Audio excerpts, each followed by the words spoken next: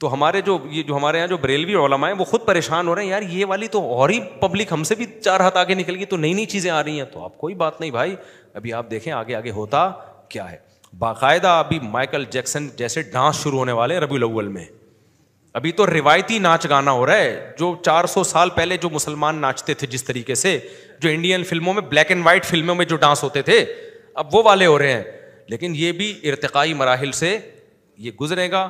آپ دیکھیں گے 100 سال بعد جو ربیع الاول میں ڈانس ہوگا، لوگ مائیکل جیکسن کو بھول جائیں گے. تو بدعت کی ایک جگہ پاؤں ٹکے ہوئے نہیں ہوتے، وہ ہر دفعہ کیا ہوتی ہے.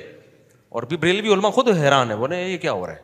مفتی منیر صاحب کے بیان نہیں آتے یار یہ تو انہوں نے بہت کر لیا. بھائی بات یہ کہ جب آپ نے ایک ٹریک پہ ڈال دیا ہے تو پھر وہ ہر سال اس میں، جب آپ نے لڈو کھلا دیا تو کیک بھی کٹے گا. لڈو جائز ہے، کیک حرام ہے، اس کی کیا دلیل ہے. برتھ ڈے تو منا لی نا آپ نے. جب حلوہ ہو گیا تو لڈو ہوگا، لڈو ہو گیا تو رسگلہ ہوگا، رسگلہ ہوگا تو گلاب جامن ہوگا، گلاب جامن ہوگا تو جلیبیاں بھی ہوں گی، پھر خوشی میں ہار بھی ہوں گے، پھر غسل بھی ہوگا، پھر نئے کپڑے بھی ہوں گے، پھر اس کے بعد ڈانس بھی ہوگا، ناچ بھی. پہلے ناچ ہوگا روایتی ناچ، پھر روایتی ناچ میں وہ لوگ بور ہو جاتے ہیں، کہتے ہیں یہ والا ناچ تو ہم نے پچھلے سال بھی دیکھا ہے. تو وہ اس ناچ میں چینجنگ ہوگی، پھر اور چینجنگ ہوگی. پھر مزاروں پہ بھی یہی ہو رہا ہے. اسلام میں حکم یہ ہے جو نبی سے ثابت ہے اور آج تک چلا آ رہا ہے، جو بدعت سے بچتے ہیں ان میں یہ ہے کہ بھائی جو مر گیا اس کو دفناؤ، پکی قبر نہ بناؤ، نہ قبروں پہ پھول ڈالو، کچھ بھی نہیں. آرام سے ایک بالش قبر، سیدھا سادہ دعا کرو، پتلی گلی سے نکلو اور ساری زندگی اس کے لیے دعا کرتے رہو. آپ کا باپ دادا ہے تو قبر کی زیارت بھی کر سکتے ہو، کوئی حرج نہیں. جیسے نبی نے اپنی والدہ کی قبر کی زیارت کی، اماں ہیں ان کی قبر کی، بس اس سے زیادہ وہاں کرنا کچھ نہیں ہے. تو ہمارے اکابر اسی پہ چلے آ رہے ہیں. آج ہمارے شیخ کی قبر دیکھو، میرے والد صاحب کی قبر سادہ مٹی کی قبر، میرے شیخ مفتی رشید احمد کی قبر سادہ مٹی کی قبر. لیکن آپ نے کیا کیا، قبروں کو پروٹوکول دینا شروع کیا. تو اب اس پروٹوکول کی کوئی انتہا نہیں ہے. پہلے چادریں چڑھائیں، پھول ڈالے، تو اب اگلے سال آدمی بور ہو جاتا ہے کہ یہ تو سب کی قبروں پہ پھول ہو رہے ہیں، یہ تو بہت بڑے بزرگ تھے، ان پہ پھول نہیں، ان پہ گلاب کا عرق بھی نہ ڈالا جائے گا، یہ عام میت نہیں ہے. پھر یہ تو بڑے بزرگ ہیں، تو یہ تو ہر ایک کی قبر پکی ہو جاتی ہے، پھول ڈلتے ہیں، ان پہ تھوڑا سا سنگ مرمر لگے گا.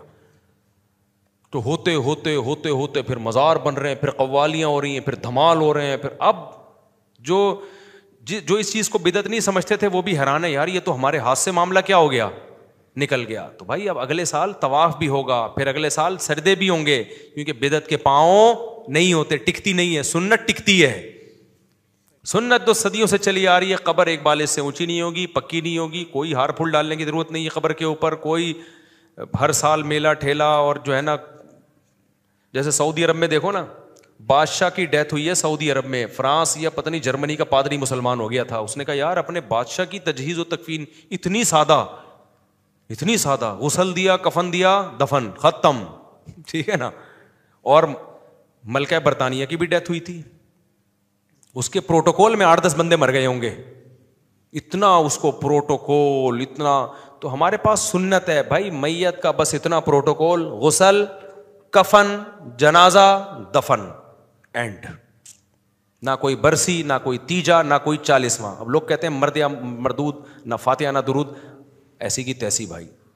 ہم نے اللہ کو جواب دینا ہے، جو اللہ رسول نے طریقہ بتایا اس سے آگے ہم جا نہیں سکتے. تو سنت 1400 سال سے ایک ہی ہے. بدعت میں ہر سال کیا ہوتی ہیں، چینجنگ. مزاروں کے اسٹائل چینج ہو رہے ہیں، پھر قوالیاں بھی ایک ایک سن کے لوگ، پھر نیا آتا ہے، پھر بالآخر پھونکو والی سرکار پہ آ کے معاملہ کیا ہوتا ہے. کوئی انتہا نہیں ہے نا. ہم نے بولا بھائی بزرگ انسان ہوتے ہیں، کوئی ان کے پاس طاقتیں نہیں ہیں. بزرگ کا مطلب ہے گناہوں سے بچتا ہو، اس کی مجلس میں بیٹھو تو اللہ کی یاد آتی ہو، گناہوں سے بچنے کا جذبہ پیدا ہوتا ہو. اٹ از کالڈ بزرگ. 1400 سال پہلے بھی بزرگ کی یہ ڈیفینیشن تھی، آج بھی یہی ہے، قیامت تک یہ رہے گی. لیکن جو بدعت کو فالو کرے گا وہ کہے گا یار یہ تو نارمل، یہ تو سارے، یہ میرا شیخ بھی ویسے ہی نکلا جیسے وسیم بھائی تھے. ٹھیک ہے نا.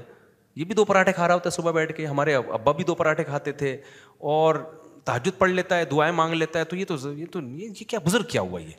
ابے یہی بزرگ ہے، اور کیا ہے، اور تمہیں کیا چاہیے؟ برائیوں سے بچ رہا ہے، اس کے پاس تجربہ ہے، لوگوں کی اصلاح کر سکتا ہے، موٹیویشن دے سکتا ہے، علم ہے اس کے پاس. اٹ از کالڈ بزرگ. اس کے علاوہ اور کوئی بزرگ نہیں ہوتا. صدیوں پہلے بھی ایسے ہی ہوتے تھے، اب بھی ایسے ہی ہوتے ہیں. کبھی کبھار اللہ کسی کے ہاتھ پہ کوئی کرامت ظاہر کر دیں تو وہ اللہ کی مرضی ہے، وہ تو اللہ کا کام ہے نا. وہ ہو جاتا ہے بعض دفعہ بزرگوں کے ہاتھ پہ کوئی کرامت ہوا تو اللہ کی مرضی ہے، لیکن ضروری تھوڑی ہے. لیکن جس نے سنت پہ اکتفا نہیں کرنا نا، اس کو بزرگ مارکیٹ میں ڈفرینٹ قسم کا چاہیے. کہ میرے پیر جو ہے نا وہ کوئی الگ ہی ڈفرینٹ, وہ گنجے کے سر پہ ہاتھ رکھیں فوراً گھاس اگائے. بال تو سب کے سر پہ اگتے ہیں, ان کے سر پہ گھاس ہو گئے, آلو پیاز ٹماٹر ہو گئے.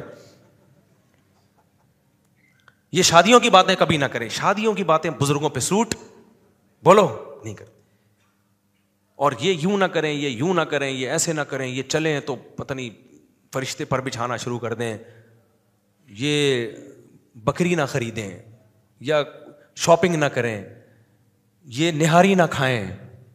تو یہ جو بدعتی لوگ ہوتے ہیں نا, ان کے لیے بڑی ٹینشنیں ہوتی ہیں, کیونکہ ان کو اپنے آپ کو بزرگ ثابت کرنے کے لیے بہت پاپڑ بیلنے پڑتے ہیں. ہمیں کچھ بھی نہیں کرنا پڑتا.